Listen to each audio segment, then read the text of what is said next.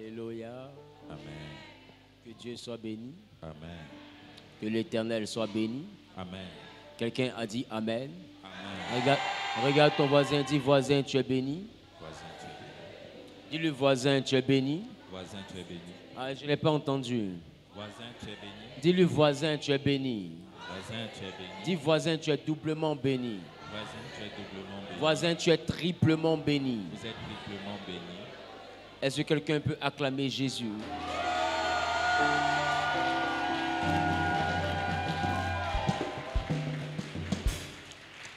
Mettez-vous, s'il vous plaît.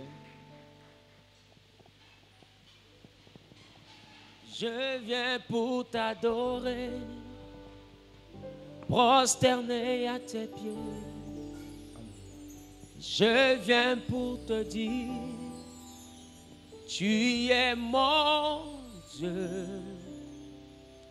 En toi tout n'est que grâce, tout est admirable.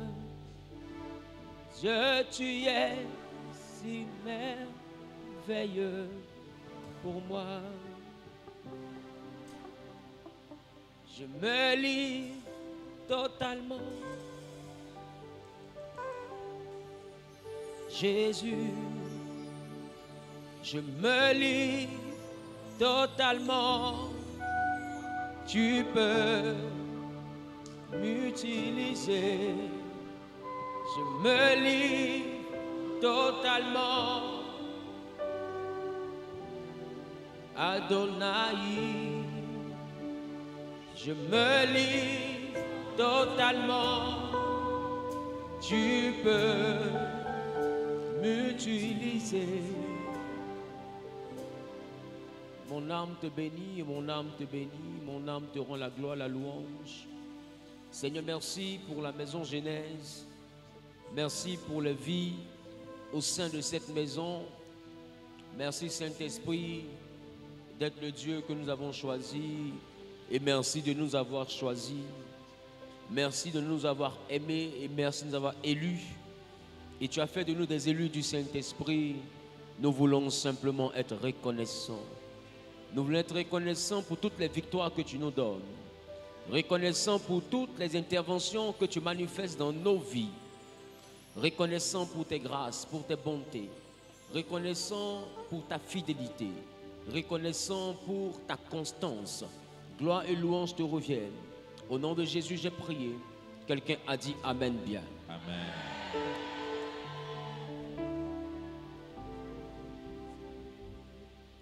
Nous sommes en train de poursuivre notre thème sur la maturité spirituelle.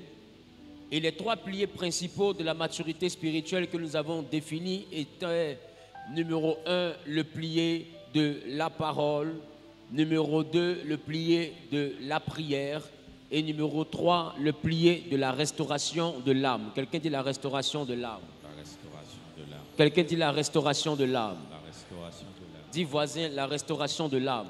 La restauration de l'âme. La Bible nous dit que nous devons prospérer à tous égards comme prospère l'état de notre âme. Ça veut dire que par rapport à l'état de mon âme, j'ai un niveau de prospérité que je peux avoir, que je peux manifester. Alléluia. Quelqu'un n'a pas dit Amen, ça me dérange. Amen. Donc, ça veut dire que nous sommes fonction de l'état de notre âme. Notre résultat dépend de l'état de notre âme. Dis à ton voisin, voisin. Voisin.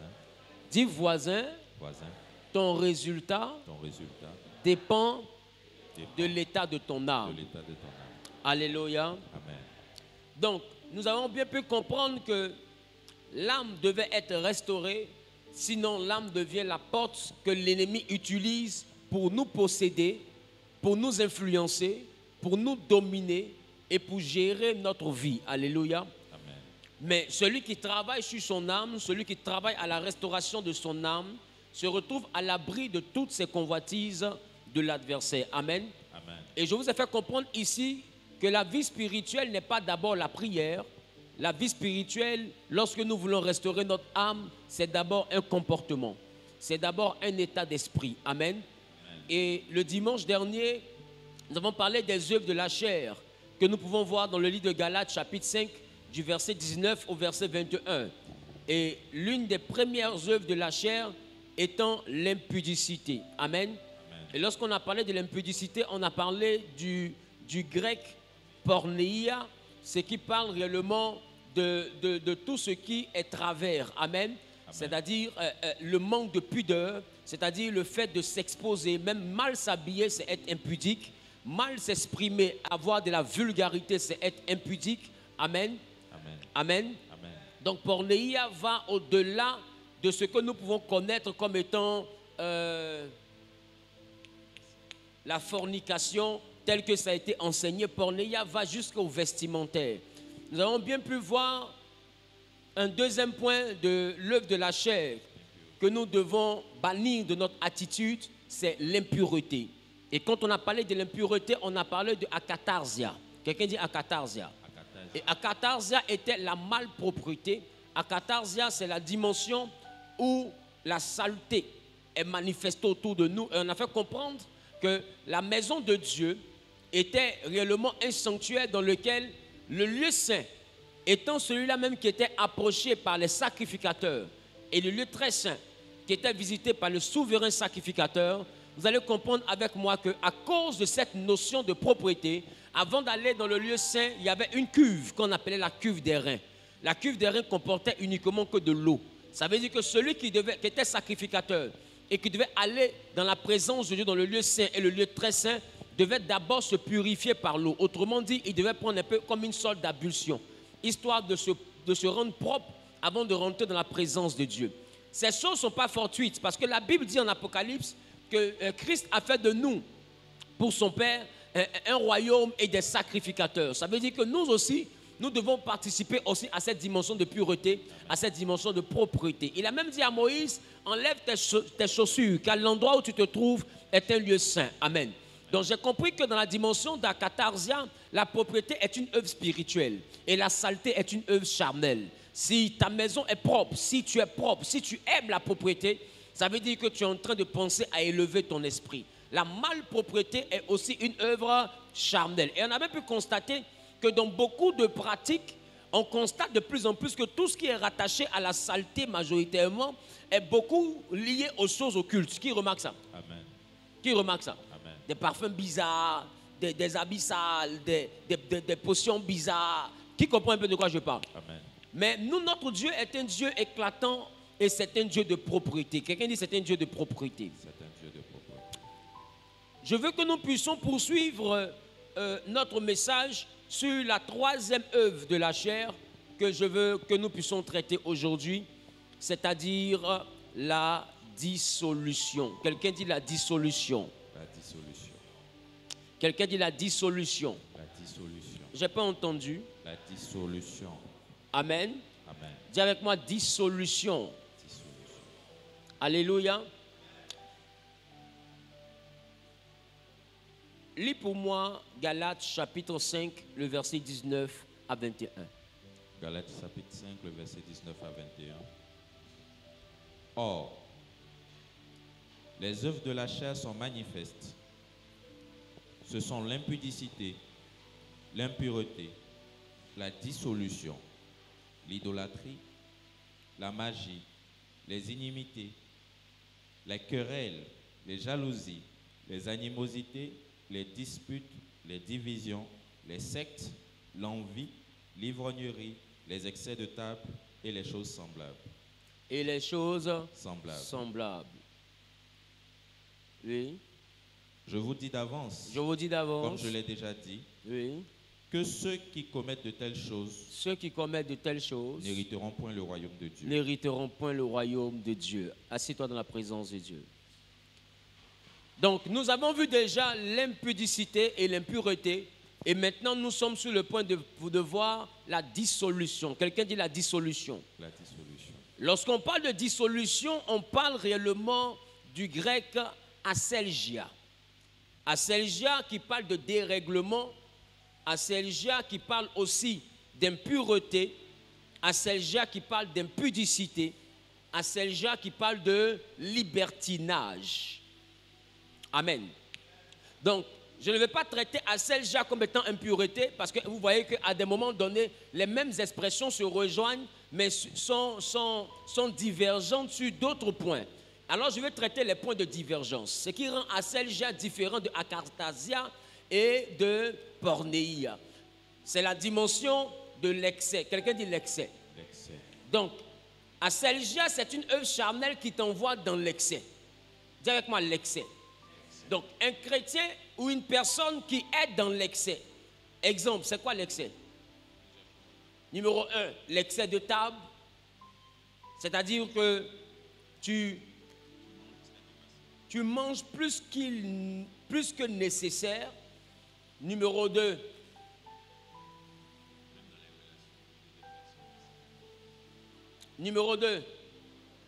qu'est-ce qu'on appelle excès? Qu'est-ce qu'on appelle excès? L'abus, c'est-à-dire au-delà de ce qui est normal. Amen. Amen. Amen. Amen. Ça veut dire que Salomon était dans l'excès. Est-ce que je parle à quelqu'un? Dis avec moi, l'excès. C'est aller au-delà de ce qui est normal.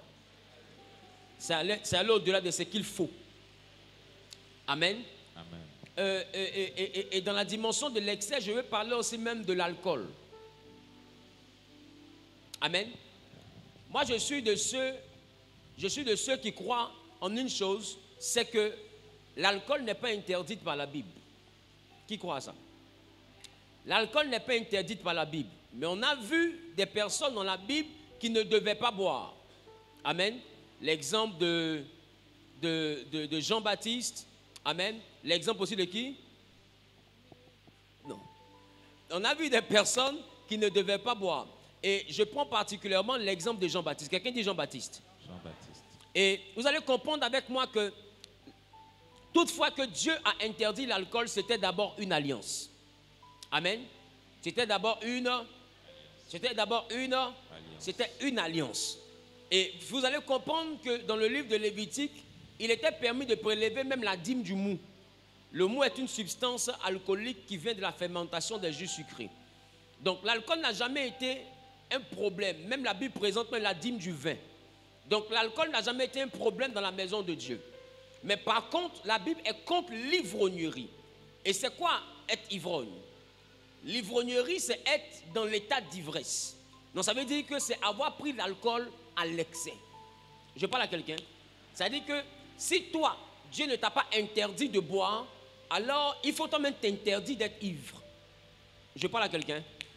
Quand tu deviens un glouton, quand tu deviens quelqu'un qui passe tout son temps dans l'alcool, tu bois bien plus que nécessaire.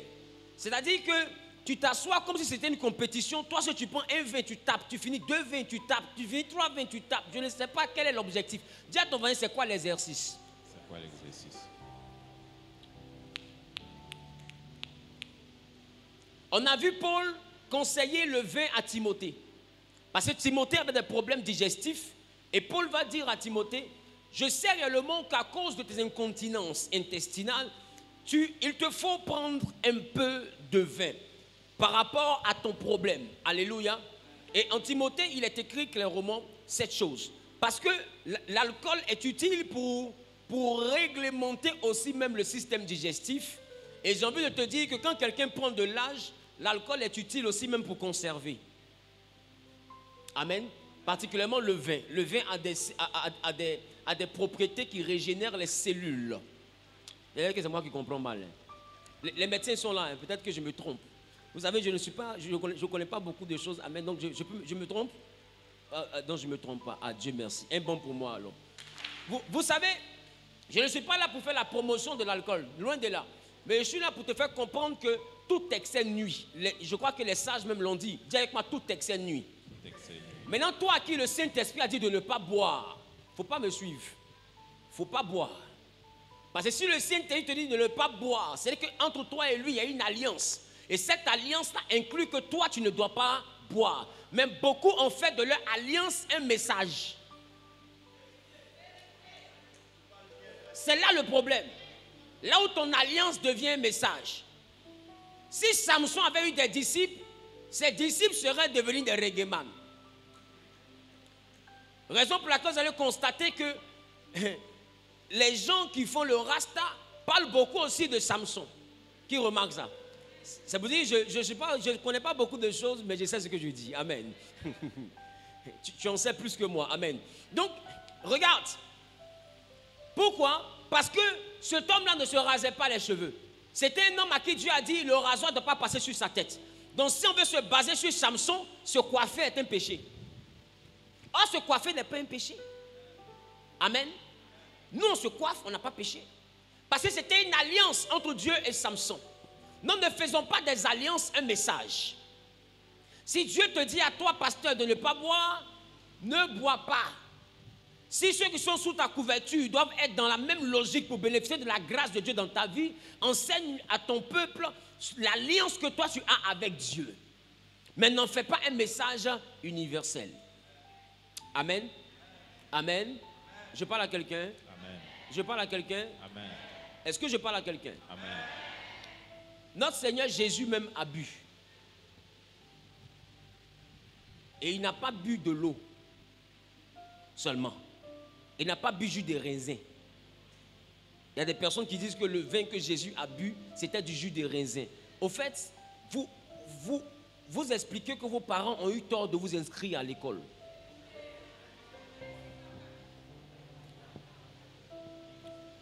Parce que le vin, c'est la fermentation du raisin. Quand le jus de raisin est fermenté et que l'alcool, parce que l'alcool vient de la fermentation des jus sucrés. Dès l'instant qu'il y a fermentation, il y a alcoolisation.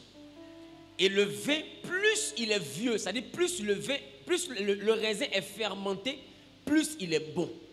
Donc aux noces de Cana, ce n'était pas des diacres qui avaient goûté le vin que Jésus avait transformé. Ce n'étaient pas des pasteurs, c'était bel et bien des invités et des buveurs. Eux-mêmes, en fait, eux-mêmes, ils ne sont pas dans l'affaire de dire qu'on n'est pas ivre. Eux-mêmes, ils veulent être ivres. C'est-à-dire qu'eux, c'est des soulards.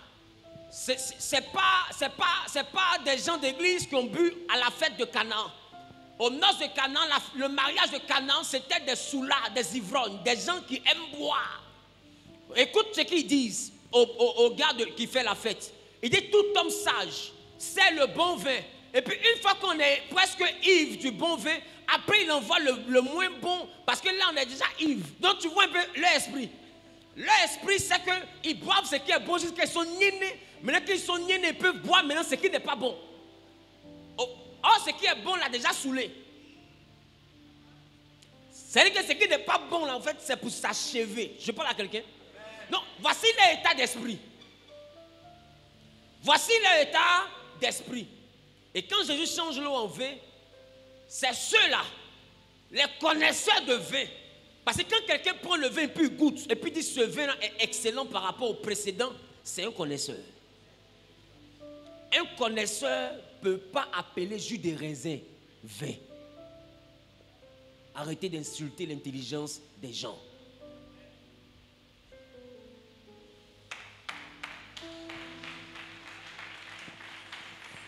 Si tu veux mieux comprendre ce dont je parle, va à Bordeaux, va dans les villes où il y a des vignobles et va dans les ateliers, les salons de vin. Tu vas voir les connaisseurs. Des gens qui goûtent le vin et puis qui savent que ce vin-là peut avoir tel nombre d'années. Ce vin-là est fruité ou bien il est boisé, etc. Eux, ce sont des connaisseurs. Quand on parle de connaisseurs, il ne peut pas boire jus de raisin, il va gâter son palais. Je parle à quelqu'un. Donc, dis avec moi l'excès. Et quand on parle de l'excès, on parle aussi de l'excès en termes d'ivrognerie. On parle de l'excès de table. Mais Aselja parle aussi d'une autre dimension que j'appelle le libertinage. Quelqu'un dit le libertinage. Le libertinage est donc un concept de la liberté absolue. C'est-à-dire la liberté totale. C'est-à-dire que tu te sens libre de tout faire. Alors j'ai compris que Dieu peut accéder à ta demande de liberté. Voilà pourquoi la Bible dit, là où se trouve l'Esprit du Seigneur, là aussi est la liberté. Donc c'est que Dieu est d'accord avec la liberté. Mais la liberté est un concept différent du libertinage. Dans la dimension de la liberté, il y a déjà des limites. D'ailleurs, un philosophe, je crois, je ne connais pas bien, je ne suis pas allé loin à l'école, aidez-moi si je me trompe. Un philosophe, je crois, a dit que ma liberté s'arrête là où commence celle de l'autre. C'est ça? Moi, quand même. Hein. Donc, ma liberté s'arrête là où commence celle de l'autre. Donc, ça veut dire que lorsqu'on te parle de tes droits et de tes devoirs en réalité, c'est l'ensemble de ce que tu dois accomplir afin d'avoir des droits. Mais même tes droits ont leurs limites. Tu n'as pas le droit de tuer ton ami. Tu n'as pas le droit de voler ton ami. Or, dans la dimension du libertinage, c'est l'anarchie totale. Dans la dimension du libertinage, on fait ce qu'on veut. Voilà pourquoi vous avez remarqué et j'ai compris que Dieu est un Dieu d'interdit. Tu ne peux pas marcher avec Dieu et puis ne pas avoir de limites. Tu ne peux pas marcher avec Dieu et puis ne pas avoir de frontières à ne pas franchir.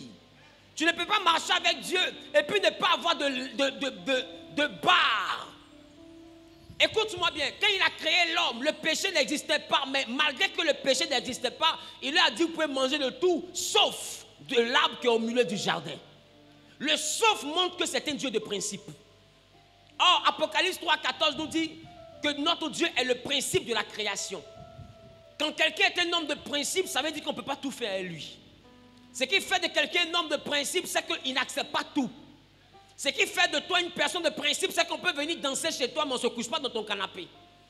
Celui qui rentre dans la maison d'une personne de principe sait que dans cette maison, il y a des limites à ne pas franchir parce que le propriétaire de la maison ne va pas accepter. Donc la notion de principe nous montre des limites. Tu ne peux pas être spirituel si tu n'apprends pas à avoir des limites. La preuve, même quand nos parents sont allés vers des idoles, ils ont eu des limites. On a appelé ça des totems. Tu peux tout manger sauf silure. Tu peux tout manger sauf porc. Qui comprend de quoi je parle? Tu vois que tout ce qui est spiritualité, il y a toujours un sauf. Mais le chrétien vit dans le libertinage et veut marcher avec le Dieu du principe. Je m'explique. Tout ce que Dieu dit de ne pas faire, le chrétien fait. Sous prétexte que Dieu est amour. Dieu est amour, on est d'accord. C'est pourquoi tu es encore en vie. Il est amour, on est d'accord. C'est pourquoi tu n'es pas fou. Il est amour, on est d'accord. C'est pourquoi tu n'es pas mort. Ceux qui sont allés ailleurs, qui ont banni et qui ont violé les principes, ont connu la folie, ont connu la mort. Qui comprend de quoi je parle? Ont connu la maladie. Dieu est amour, c'est pour ça que tu n'as pas connu ces choses. Mais il est un Dieu de principe, c'est pour ça que tu es au même niveau. Il ne te donne pas la folie, hein, mais tu ne prospères pas dans tes affaires. Parce qu'il n'est pas content du libertinage dans lequel tu es. Tu es chrétien, tu sois une femme, jusqu'à tu sois 3 femmes. À Selgia. Plus que nécessaire.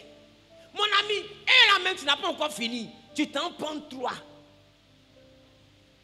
Un chrétien qui est dans des orgies. Ça, ce n'est plus l'impudicité, ça c'est asergia. Pornéia peut atteindre asergia, mais asergia c'est l'excès. Pornéia peut se faire avec une seule personne, mais asergia c'est quand je vais vers 2. Tu es femme, il y a 2 hommes sur toi. Tu cherches quoi? Les sensations fortes. Bon, va à la CIE.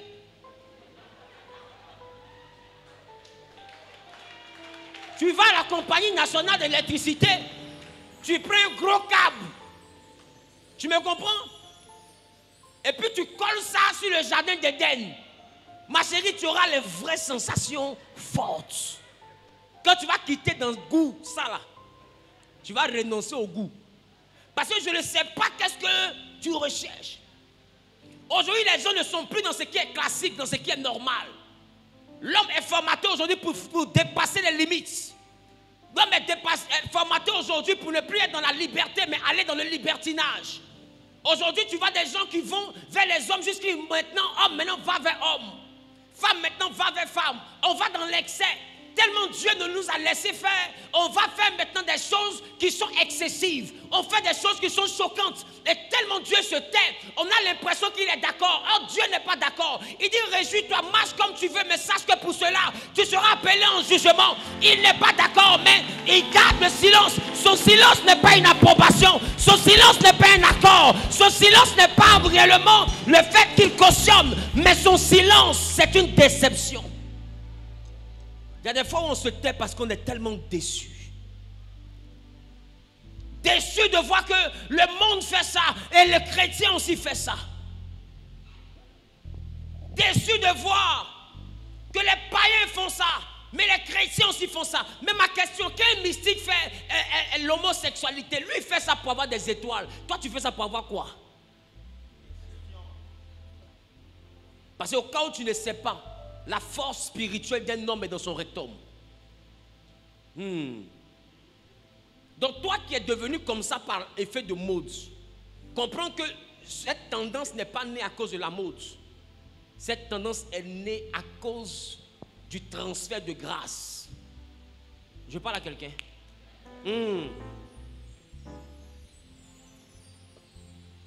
Donc qu'est-ce que toi tu recherches dans le libertinage?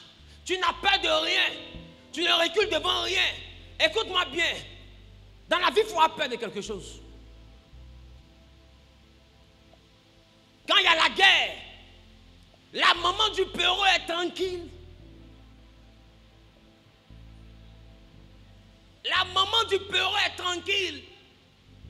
Parce que bombe, vous entendez là. Elle est sûre que son enfant n'est pas là-bas. Parce qu'elle le connaît. Où il entend douille, il n'est pas là-bas. Son enfant n'aime pas ça.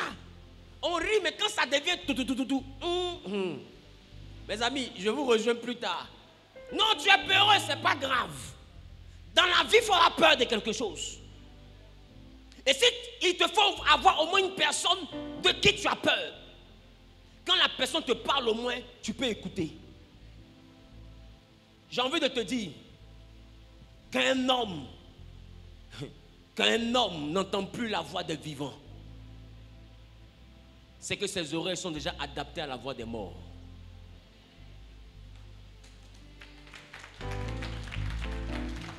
Quand aucun homme ne peut te parler, quand personne ne peut te dire arrête et puis tu arrêtes. Juste quand tu es orgueilleux, tu dis moi là, tu me connaissais, ça comme si personne ne peut m'arrêter. Il faut que quelqu'un réussisse à t'arrêter. Si personne ne t'arrête, tu finiras à la Mac un jour.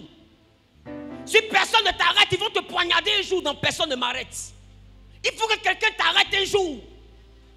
Arrête d'être fier parce que personne ne t'arrête. Celui qui est dans la liberté, on peut l'arrêter. Celui qui est dans le libertinage, on ne peut pas l'arrêter. Il pense que tout est permis. Mais j'ai envie de te dire, le danger est dans le libertinage. Le danger est dans le libertinage. Tu peux sortir jusqu'à certaines heures, mais rentrer chez toi. Mais toi, c'est quand il est minuit, c'est là qu'il est 8 heures. Tu cherches quoi dehors? Non, il n'y a rien. Non, il n'y a rien. S'il n'y avait vraiment rien, tout le monde allait être dehors. La nuit est faite pour certaines créatures. La nuit est faite pour certaines apparitions. Tu n'es pas spirituel, c'est pourquoi tu n'es pas intelligent. Écoute-moi bien. Il y a des créatures qui quittent le monde des morts qui viennent sur la terre. Il y a des créatures qui quittent le monde spirituel qui viennent sur la terre. Il y a des êtres qui se déplacent pendant la nuit. Il y a des mouvements du village, c'est vrai que tu ne vois pas. Sinon, il y a tout un mouvement, il y a tout un trafic dans le silence que tu vois. Les rues ne sont pas vides, les rues n'ont juste personne de physique. La nuit, c'est le monde des créatures de la nuit. Puisque l'homme n'est pas une créature de la nuit. Parce qu'on ne nous a pas créé la nuit. Il y a des êtres que Dieu a créés pendant le jour. Ces êtres-là vivent aussi pendant le jour. Il y a des êtres que Dieu a créés pendant la nuit. Qui ne fonctionnent que pendant la nuit. Oh. Même la nuit a ses animaux. Hein. Il y a des animaux que tu ne vas jamais voir matin. Jamais. Les chasseurs savent ça. Tu ne vas jamais le trouver matin. Matin, il est couché dans un trou noir comme la nuit. Et quand le soleil se couche, c'est là qu'il sort. Parce que ce n'est pas un animal du jour.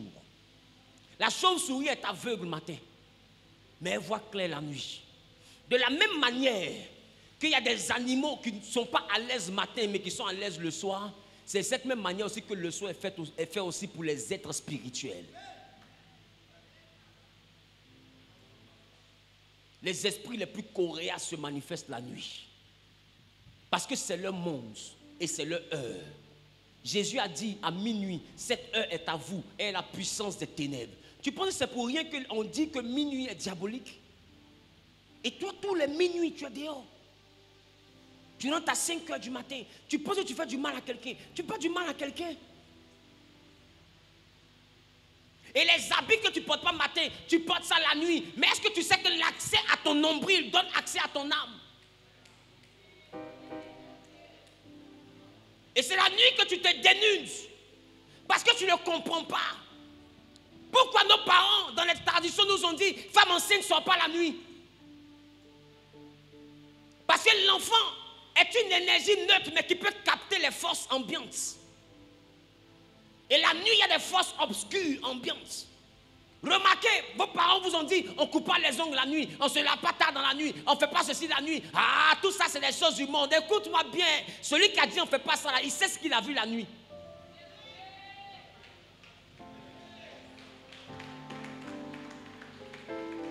Je ne te prêche pas pour que tu ne te laves pas la nuit. Mais je te prêche pour te dire, celui qui a dit ça là, il sait ce qu'il a vu la nuit. Il sait ce qui est en mouvement la nuit. Donc si tu n'as pas vu, n'attends pas de voir le danger avant de croire. Il y a des gens de fois qui sont des taximètres, qui vous rendent des témoignages, qui ont pris des créatures bizarres. Il y a des gens dans les boîtes de nuit qui ont rencontré des hommes bizarres. Et le comble, tu sors la nuit et tu couches avec quelqu'un que tu viens de croiser.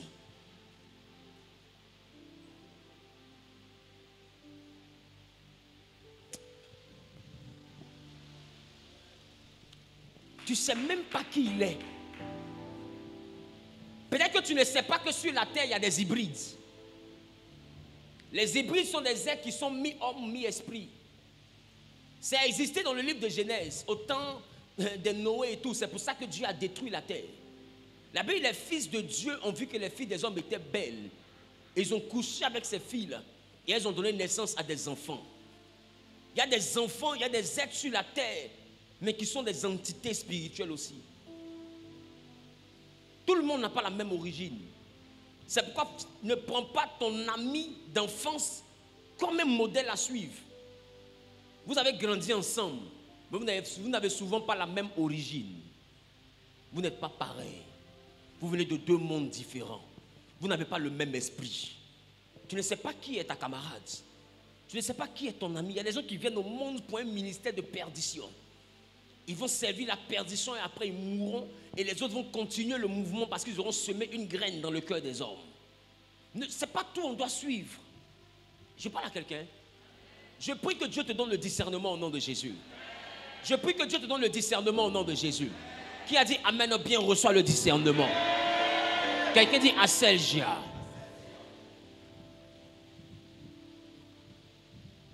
Il te faut avoir peur de quelque chose. Et il te faut avoir peur de quelqu'un. Il faut au moins qu'il y ait une voix. Il y en a, on va dire à ton pasteur, j'ai dit à papa, va dire, il va faire quoi? Bon. Tu penses que ton pasteur même voulait faire quoi? Il va faire quoi? Tu penses qu'il voulait faire quoi? Si ta vie va mal, ta vie va bien, c'est ta vie. En quoi ta vie m'engage? Moi, je te dis juste ce qui est bon pour toi. Mais si tu penses que ce que moi je dis là, tu n'as pas peur de ça. Que le pasteur n'est personne, même si on lui dit ça, tu ne crains rien. Bon. Quand quelqu'un n'a pas peur de quelque chose, là, quelque chose lui arrive.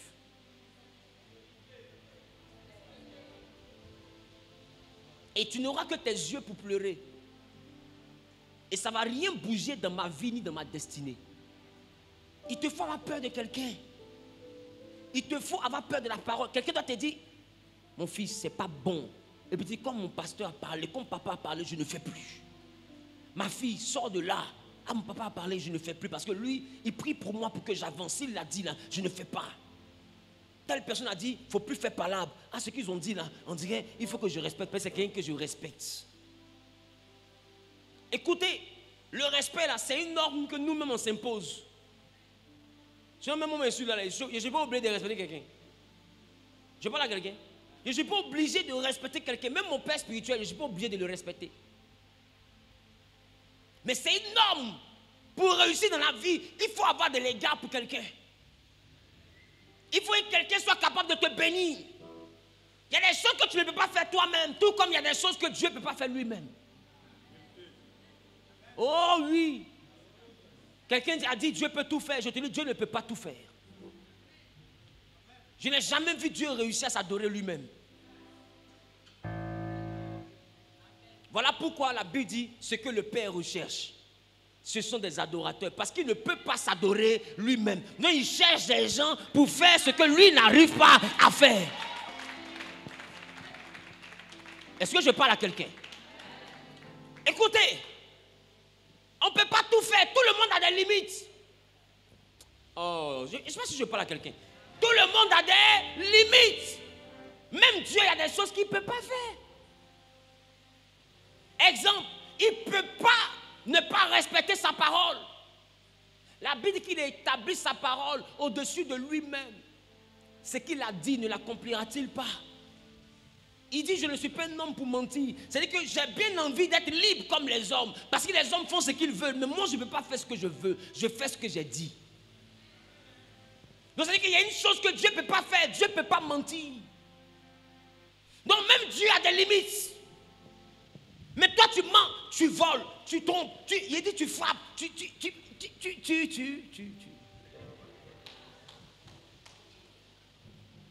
Regarde ton voisin, quelles sont tes limites? Aujourd'hui, les gens n'ont plus les limites, ils sont dans l'excès, ils sont dans asselgia. D'autres même vont jusqu'à coucher avec les parents. Les gens n'ont plus de limites. D'autres couchent avec des fillettes de 4 ans. Qu'est-ce qui peut te donner une érection sur une fillette de 4 ans? Mon ami, femme qui est versée en ville, même pour Placali, tu gagnes quelqu'un. C'est pas moi qui ai dit, c'est vous-même qui avez montré ça. Non, ne faites pas tirer, papa, respecte la femme. Est-ce que la femme même se respecte? Quand la femme va sortir des gens pour 5 000 francs, est-ce qu'elle se respecte? Ce monde va dans tous les sens parce que la femme ne connaît pas son rôle et sa valeur. La femme ne sait pas que quand l'homme a désobéi, c'est à elle que Dieu a confié le devoir, la lourde responsabilité d'écraser la tête du serpent. La femme ne sait pas que la Bible dit, le serpent va te mordre le talon, mais tu écraseras la tête du serpent. La femme ne sait pas qui elle est. C'est pourquoi le serpent attaque la femme, parce que la femme est l'élément que Dieu a mandaté pour le détruire. Mais aujourd'hui, il a fait de l'élément qui doit le détruire son plus puissant allié. Et au lieu que la femme le détruise, il utilise la femme pour détruire l'église. Parce qu'il sait que la femme sait détruire. Elle a une puissance en elle qui peut détruire n'importe quelle force. Toi, tu trouves quoi? C'est une fille de 9 ans. Qu'est-ce que tu trouves? Il y a quelle chair sur elle? Tu trouves quoi? Tu es vieux, on te voit sur Facebook. Tu es assis derrière une fenêtre avec une petite fille, ta langue est dans sa bouche, avec tes cheveux blancs. Ça, c'est pas la sorcellerie, ça, c'est Aselgia. Le vice t'envoie dans Aselgia. Parce que le vice va t'envoyer à vouloir franchir les limites. Tu ne seras jamais satisfait. Peu importe ce qui va se passer, tu vas vouloir toujours aller au-delà. Apprendre à se contenter nous permet de ne pas rentrer dans la selja. Dis à ton voisin, apprends à te contenter. Celui qui apprend à se contenter sait se contenir.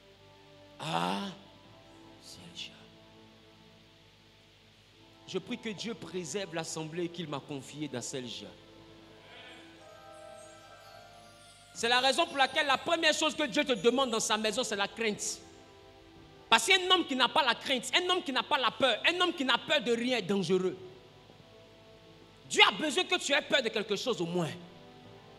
C'est pourquoi l'une des choses, c'est la crainte de l'Éternel. La crainte, dis-moi la crainte. Tu dois avoir au moins peur. Il y a des limites que tu dois avoir peur de franchir. Tes camarades se droguent, il faut avoir peur de goûter. Des gens finissent une bouteille de liqueur, il faut avoir peur de finir. La peur sauve la vie. Il faut être courageux dans les bonnes choses. Il ne faut pas être courageux dans le mal. Le courage, c'est pour braver les défis. Mais quand on brave un défi, on a une récompense de la vie. Ça ne sert à rien de braver un défi. Tu penses quoi? Il n'est pas sorti à elle. Il n'est pas sorti à elle en Paris. Attends. C'est quel défi ça? Ah, lui, c'est un bon pain. D'un jour seulement, je vais sortir à lui. C'est quel défi ça? Je vois quelqu'un qui me rencontre et puis je suis au niveau, j'ai fini un programme de prière ici. Et j'arrive au niveau d'un restaurant vers le rond-point Mel Théodore. Elles viennent, elles garent leur voiture, deux jeunes filles, de belles jeunes filles. Et j'attends le chauffeur, il est parti pour acheter mon poulet. Donc je suis arrêté à côté de la voiture, je manipule mon téléphone. Elles descendent. Ah bonjour pasteur. Ah bonjour. En tout cas, on voit ce que vous faites, on aime ce que vous faites et tout. Moi, pour moi, j'ai eu des fans.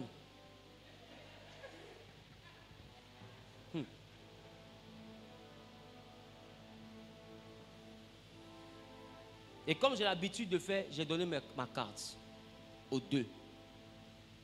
Je rentre à la maison, parce que vous êtes bien rentrés, j'ai dit oui. Non, c'est nous que nous avons... Ok. Lendemain, elle commence un échange. J'ai dit, mais quelle prédication vous avez vue? Qu'est-ce qui vous fait du bien dans mon ministère? Qu'est-ce que vous aimez? Non, pasteur, ce n'est pas votre ministère qui m'intéresse, mais c'est vous qui m'intéressez. Maintenant, ma question, elle me demande, est-ce que vous êtes marié? J'ai dit non. Parce que je ne suis pas marié, mon mariage a été annulé. Elle dit, ah, c'est qu'il y a de l'espoir pour moi alors. Il dit malheureusement il n'y a pas d'espoir parce que je vais bientôt me marier. Elle dit mais tant que vous n'êtes pas marié, c'est que je peux espérer. Il dit mais tu es tenace, hein? Elle dit oui. Maintenant ma question, tu veux marier quelqu'un pendant qu'il est pasteur et le pastorat ne t'intéresse pas? Regardez le diable.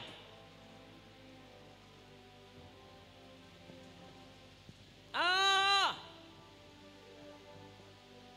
Bloqué. Quelqu'un dit bloqué. Écoute-moi, où je suis arrivé, si je veux vivre la débauche, je vais sortir 8 filles matin, 8 filles midi, 8 filles le soir. Mais à un moment donné, il faut savoir ce que tu veux de ta vie. Il faut savoir ce que tu veux faire de ta vie. Il faut avoir peur. C'est pourquoi vous avez remarqué, on ne me voit pas dans un maquis, dans un bar, dans quoi que ce soit. Oh, je connais des pasteurs qui n'ont pas peur, qui vont dans les bars. Vrai ou faux? Moi, j'ai peur. Et c'est parce que j'ai peur que Dieu rend mon nom grand. J'ai peur. Et c'est mieux d'avoir peur. Quand tu n'as pas peur, tu meurs vite. À Selja. À Selja.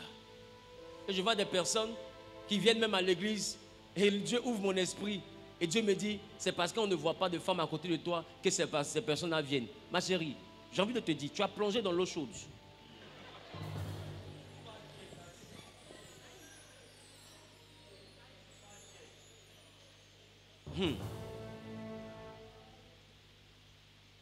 Je veux réussir. Oh, il n'y a rien en toi qui ressemble à la réussite. Le problème, c'est que vous prenez des charges et non des aides. Une aide te décharge. Je reprends. Une aide te décharge. Toutes les femmes ne sont pas des aides. Il y a des femmes qui sont des charges. Tu penses qu'un homme d'une certaine dimension, un homme qui s'habille comme ça, va te prendre parce que tu as fossile?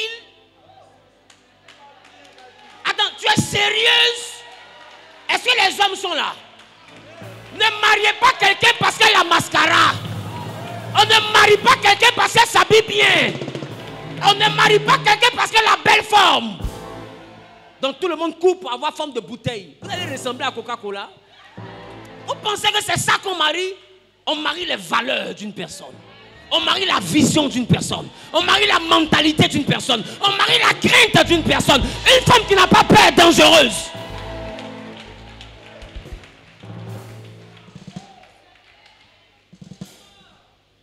Aselja. Tu n'as pas peur. Toi, tu n'as pas peur. Tu parles à garçon. Moi, il frappe garçon. Comme tu frappes garçon, il faut aller marier femme, c'est mieux. J'ai dit, mon gars, ne marie pas une femme qui n'a pas peur de toi. La femme doit avoir la crainte. Et quand je parle de peur, ce n'est pas dire qu'elle est effrayée. C'est dire qu'elle te respecte. C'est ça la peur de laquelle je parle. Ce n'est pas peur parce que tu la terrifies.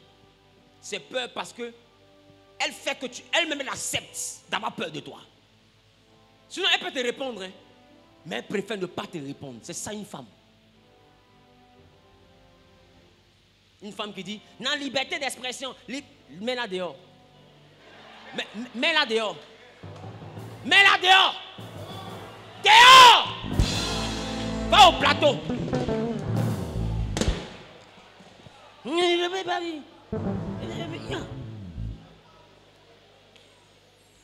Aselja. Comme tes parents t'ont parlé, tu as fini de leur répondre. C'est pourquoi tu cherches un mari à qui tu vas répondre. La Bible, ton mari est ton chef. Ça ne veut pas dire que tu es son esclave. Ça veut dire que tu lui donnes la position de chef. Tu le considères comme étant un chef. Tu le traites comme étant un chef. Et j'ai envie de te dire, c'est la personne qui traite quelqu'un comme un roi qu'on traite comme une reine.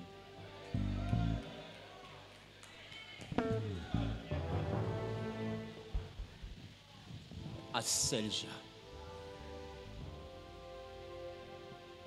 Non, ne vous inquiétez pas, bientôt il va me marier. Voilà, ne vous inquiétez pas. C'est pas parce que tu ne vois personne qu'il y a personne. Voilà. C'est pas parce que tu ne vois personne qu'il y a personne.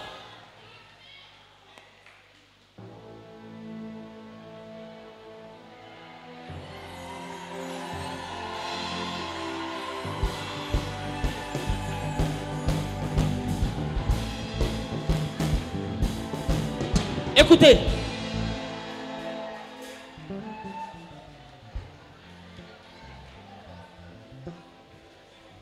Je sais que quelqu'un est en train de se dire, mais pasteur, on t'a vu avec quelqu'un. Donc ça, là, on ne comprend pas trop. Je vais t'expliquer. Parce que tu es le peuple que Dieu m'a donné. À 24 ans, j'ai décidé de me marier parce que j'ai une vision de ma vie. Je me suis uni à quelqu'un, une très belle personne. Je veux qu'on apprécie Dieu pour sa vie.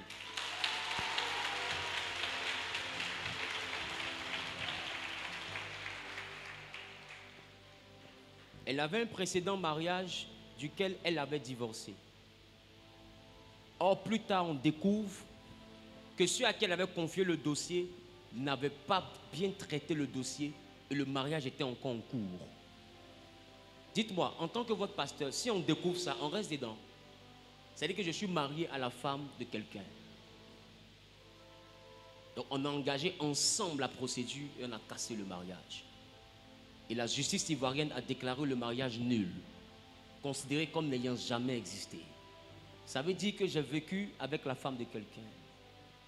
Je ne savais pas, il ne savait pas, ce n'était pas de notre faute. C'est pourquoi je demande pardon à Dieu et à vous aussi je vous demande pardon. Celui qui ne veut pas pardon, il n'a qu'à le laisser. Mais ce que je vous dis là, elle m'a donné 3 merveilleuses filles et elle et moi nous avons de très bons rapports. Elle prie pour que Dieu m'élève et je prie aussi pour que Dieu l'élève. Quand je suis arrivé hier à Abidjan, c'est la première personne que j'ai appelée. Et quand elle a quelque chose, je suis le premier qu'elle appelle. Ça n'a pas marché là, mais ça peut marcher ailleurs. Écoutez, bientôt je vais connaître mon premier mariage. Je n'ai jamais divorcé parce qu'on dit mon mariage n'a pas été valable. Ce qui n'a pas été valable n'est pas un divorce. Donc vous qui voyez des choses sur internet, qui disent, ah papa ne parle pas, on ne comprend pas, on est confus. Il ne faut plus être confus, il faut essuyer tes lunettes, il faut voir clair maintenant. C'est dans ça on est. Et ça fait 1 an. Ça fait 1 an en mai que je vis seul. Et depuis le mois de janvier, février, j'ai eu le document officiel. Bientôt, je vais me marier, mais ce n'est pas toi.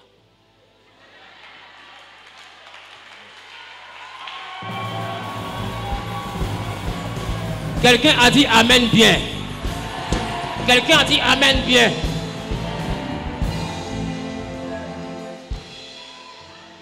Je veux prier pour la parole de Dieu.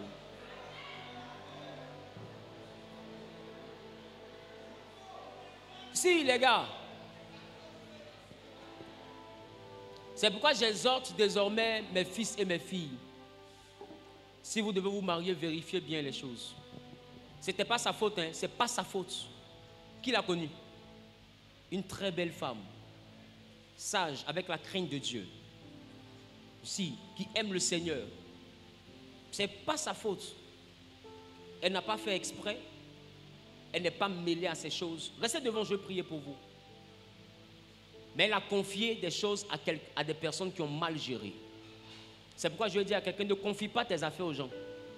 Tu veux faire tes affaires, toi-même va faire ta chose. Je parle à quelqu'un. Que Dieu vous bénisse. Tu vas prier pour que Dieu t'éloigne d'Aselgia.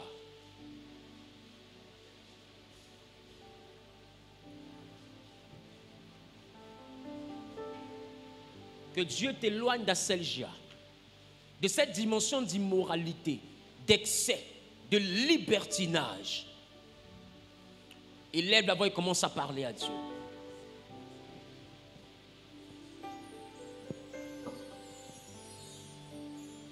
Je viens pour t'adorer, prosterné à tes pieds. Je viens pour te dire, tu es mon Dieu. En toi tout n'est que grâce, tout est admirable. Élève la voix et parle à Dieu. Élève la voix et parle à Dieu. Merveilleux pour moi, je viens pour adorer, prosterné à tes pieds. Je viens pour te dire, tu es mon. Dis avec moi, Seigneur, je prie afin que tu remplisses mon cœur de crainte. Je veux la crainte de ton nom. Je veux la crainte de l'enfer. Je veux avoir peur de me perdre. Je veux avoir peur de me perdre. Seigneur, donne-moi la crainte de Dieu. Donne-moi la crainte de Dieu. Pour que je sorte victorieux d'Aselgia. Pour que je sorte victorieux de la dissolution. Donne-moi la force de ne pas rentrer dans l'excès. Donne-moi d'être une personne qui se contient dans ce que Dieu lui donne. Seigneur, j'ai besoin de toi. Je veux être une personne équilibrée. Je veux marcher avec des personnes équilibrées. Je ne veux pas rentrer dans la dimension de l'excès. Seigneur, je ne veux pas souhaiter le libertinage. Dans ma vie sentimentale, je ne veux pas de libertinage. Dans mes finances, je ne veux pas de libertinage. Dans mes projets, je ne veux pas de libertinage. Père, aide-moi à marcher loin d'Aselgia. Au nom de Jésus. Quelqu'un a dit Amen bien. Offrande d'acclamation à Jésus.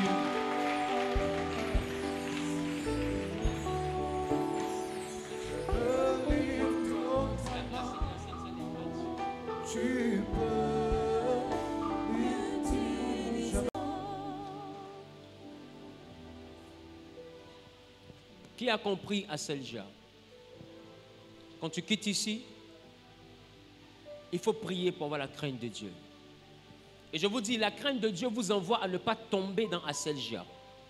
La crainte de Dieu vous envoie à ne pas tomber dans le libertinage. La crainte de Dieu vous évite beaucoup de choses. Quand tu crains Dieu, il y a des endroits où on ne te trouve pas. Quand tu crains Dieu, il y a des choses que tu ne fais pas. Quand tu crains Dieu, on ne te retrouve pas dans des violences. Quand tu crains Dieu, on ne te retrouve pas dans des colères où vous frappez à la maison, vous insultez. Quelqu'un dit Aselja, les excès. Amen. La colère est une chose que Dieu même ressent aussi. Voilà pourquoi la Bible déclare que Dieu est lent. Il est lent à la colère. Dis avec moi, lent à la colère. C'est-à-dire que celui qui est lent à la colère ressent la colère aussi. Amen. Peu importe la lenteur, un jour il y arrive. Je parle à quelqu'un. C'est que ça se manifeste. Mais le problème, c'est comment tu exprimes ta colère. Comment tu manifestes ta colère. Ne sois pas excessif. Amen. Et j'ai envie de te dire, il ne faut pas détester une personne parce qu'elle a fait une chose. Il faut détester la chose qu'elle a faite. C'est-à-dire, quelqu'un a fait quelque chose, mais tu sens que la personne a manqué d'intelligence. Amen. Ce n'est pas la personne qui est bête. C'est ce que la personne a fait là qui est bête. Qui comprend ce que je suis en train de dire? Or, toi, tu as tendance à aller dans l'excès. C'est-à-dire que tu prends la situation pour juger la personne, pour définir la personne. C'est l'attitude qui te déplaît. Ce n'est pas la personne qui te déplaît. Donc, il faut être capable de comprendre que ce que tu as fait là ne m'a pas plu. Ce n'est pas toi qui ne me plaît pas. Ce que tu as fait ne m'a pas plu. Et majoritairement, même dans vos couples, vous avez des problèmes parce que vous allez au-delà de ce qui est normal. C'est ce que ton mari a fait qui ne t'a pas plu, mais c'est lui que tu insultes. En réalité, tu dois être en train de combattre ce qu'il a fait. Qui comprend ce que je suis en train de dire? Quand c'est comme ça, quand vous vous asseyez et que même on veut le régler, on va voir que celui qui est sage, en t'écoutant, va dire, mais elle n'a rien contre son mari.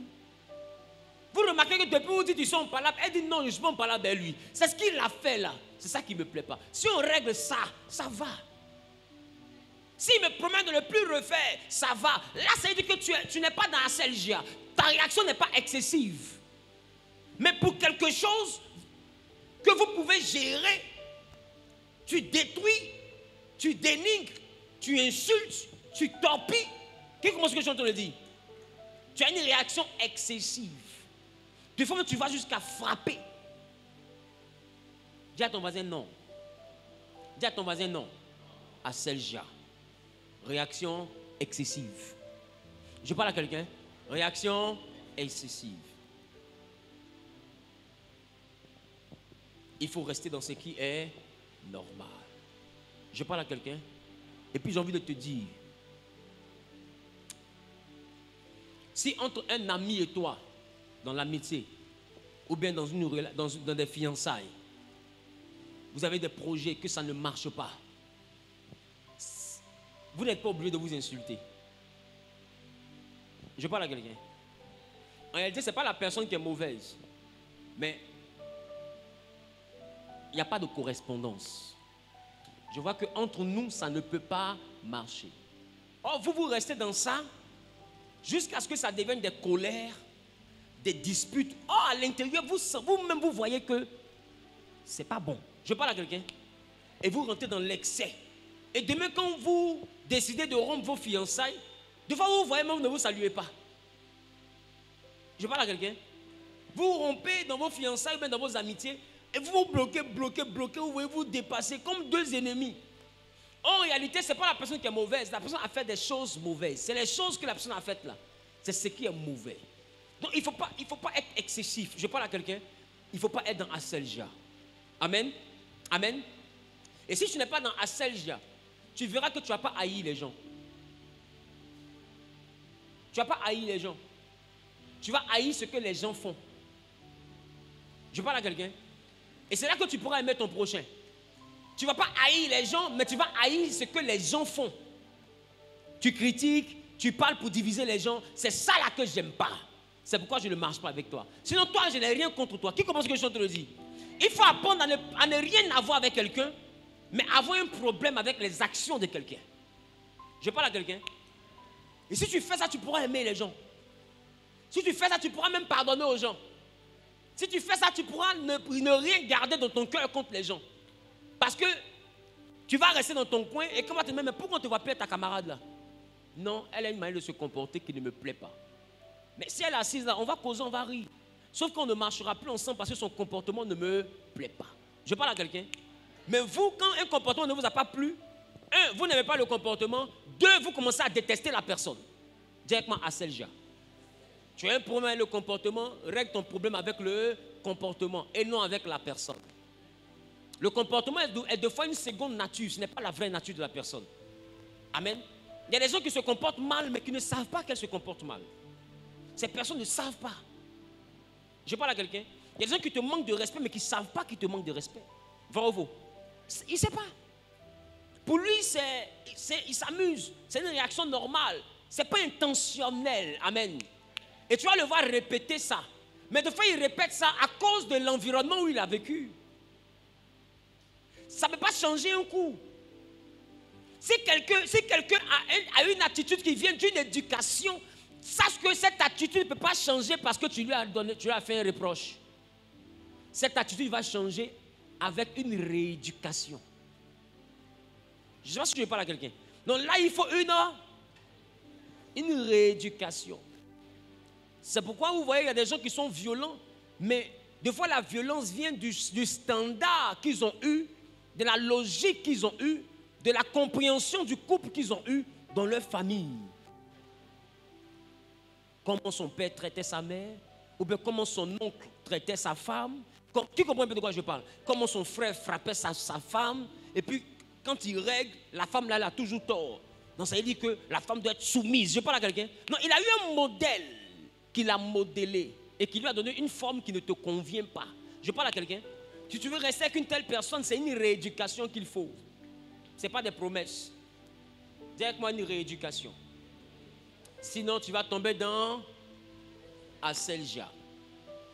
Prenez le temps de remarquer. Aselja vous attaque souvent lorsqu'il y a une petite incompréhension, mais l'incompréhension devient source d'un grand palabre. Qui a remarqué ça? En réalité, c'était juste le gobelet là. Pourquoi tu as mis ça là? Gobelet que tu as mis là.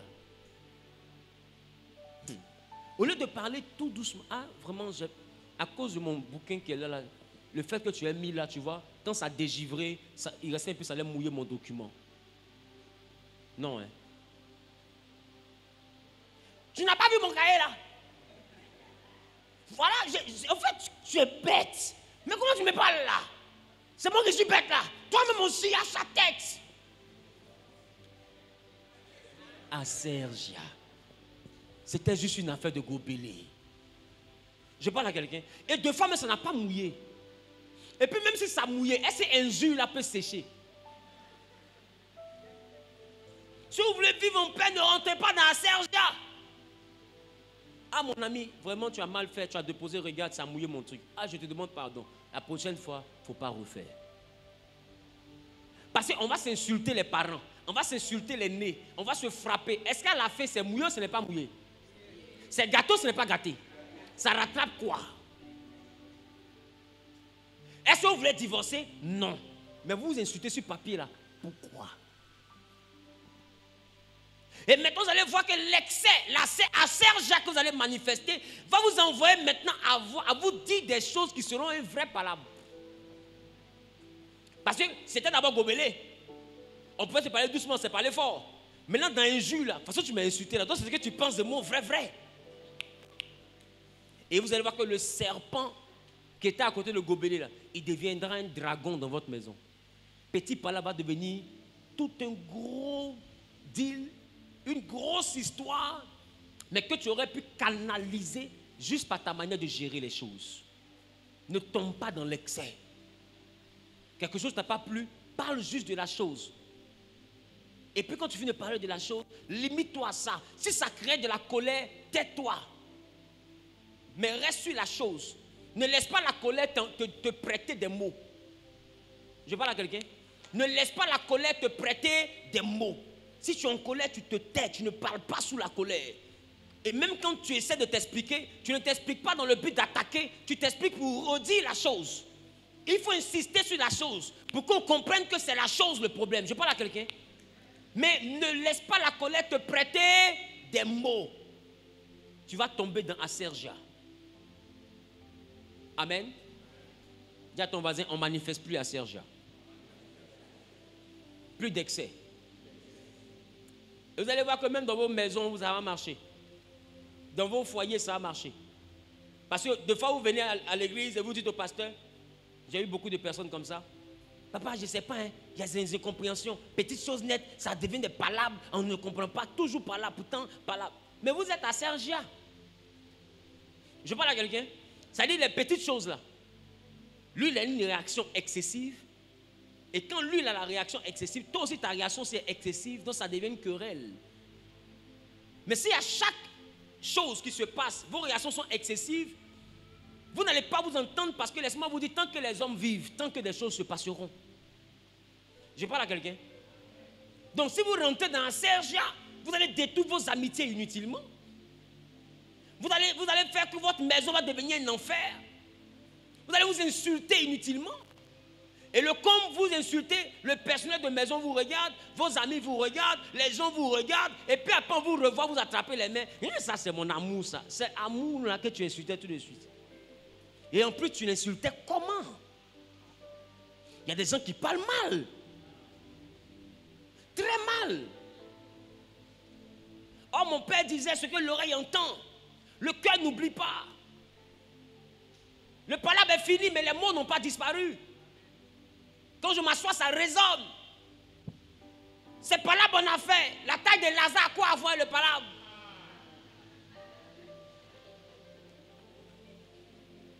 Maintenant, dans le palabre, il regarde son mari. Toi, tu es garçon? Hey, c'est à quoi avoir ça? Toi, tu es garçon? Parce que j'avais pas à Sergia. Réaction démesurée. Tes amis parlent, toi, tu parles. Parce qu'en fait, le but de la bataille, c'est de faire mal. Donc, chacun m'a touché là, ça fait mal. Mais sauf que quand on finit de vous réconcilier, quand il est assis comme ça. Donc, ça veut dire que toutes les fois où elle disait, oh bébé, yeah. Donc, elle mentait. Je parle à quelqu'un. Tu viens de créer quelque chose que tu ne peux pas réparer. Hein? Ça va le frustrer, ça va le complexer, et il va se renfermer, et il va s'éloigner de toi. Il ne sera plus à l'aise avec toi, il n'aura plus envie même de s'approcher de toi. Et même quand tu vas faire ya, il va dire, elle ment, parce qu'elle m'a déjà dit la vérité. Elle m'a dit que je ne suis pas garçon. Je parle à quelqu'un. Et après, tu vois que ton homme ne te touche pas pendant 6 mois, pendant 7 mois. Est-ce qu'un jour, tu n'as pas dit quelque chose? Le problème, c'est que le sorcier oublie. Mais les parents de la victime n'oublient jamais. Donc, toi qui as dit là, tu oublies. Mais celui à qui tu as dit là, l'impact de la parole là, tu ne sais pas jusqu'où ça l'a blessé. Et on te dit la plaie est profonde. Et puis toi, tu viens, tu dis la plaie est guérie parce qu'il y a la peau dessus. Mais les plaies profondes, quand il y a la peau dessus, ça pourrit en bas. Et c'est assez ça qui fait que vous êtes dans la maison, vous ne vous entendez plus. Parce que vous avez des réactions démesurées. Et puis chacun retient ce qu'on lui a dit, ce qu'on lui a fait, comment ça s'est passé. Et puis après tu vois que quand on veut régler les palabres, la personne revient. Tu m'as fait ça, tu peux j'ai oublié. Ça. Écoutez, mais regarde, c'était des petites incompréhensions où il y a eu Asergia. Des réactions excessives. Et tu vois qu'après ça vous pourrit la vie. Après chacun est sur le qui-vive. Chacun attend l'autre au tournant. Petite occasion, pas. Petite occasion, pas. En parole comme en action. Je parle à quelqu'un et vous vous guettez. Bon, c'est quelle maison de chasseurs? Parce que tu le guettes, il te guette. Vous êtes des chasseurs. Que Dieu libère vos relations au nom de Jésus.